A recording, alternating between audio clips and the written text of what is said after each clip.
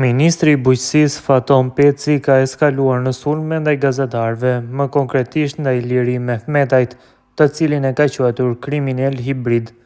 Këto sulme dhe të tjera ndaj mediave, ai i bëri gjatë një interviste të ëmbëlsirën e sotme. KTV-ja ka bërë lajm të rrejshëm, e ka mashtruar opinionin publik. Një gazetare që ja ka marrua emrin do ta padisim, jemi duke përgatit padin, ka deklaruar se 66.000 euro janë shpenzu për largimin e mobiljeve. Janë 7-8 punë që duhet me u kry. Unë nxjerr një fjalë nga konteksti, le të jetohet deri në fund. E përshëndes çdo iniciativë që e ndërmerr prokuroria dhe policia, ka thënë Peci.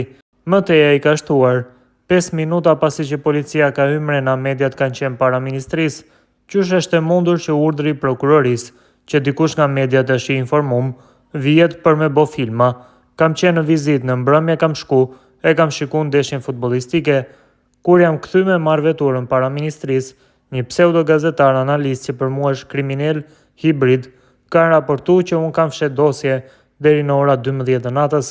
Unë nuk kam dosje, nuk e posedoj asnjë dosje, u shpreh ministri i Bujqësisë.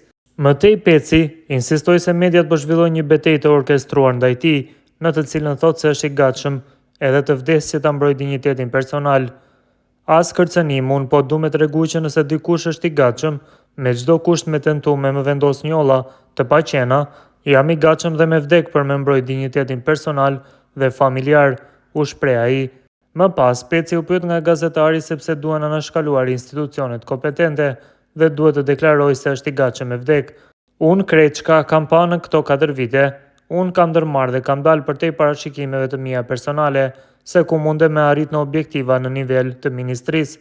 Unë nuk mundem personalisht me i adresu probleme strukturore që i ka shoqëria kosovare në sistemin e drejtësisë. Është problem strukturor. Nëse unë e shoh që ka një betejë të orkestruar që disa indikacione janë të qarta prej nga vijnë, nëse ti je i gatshëm me i hyrë një projekti me më njollos, jam i gatshëm me shku deri në fund, me mbrojt dinjitetin personal e familjar, tha ai.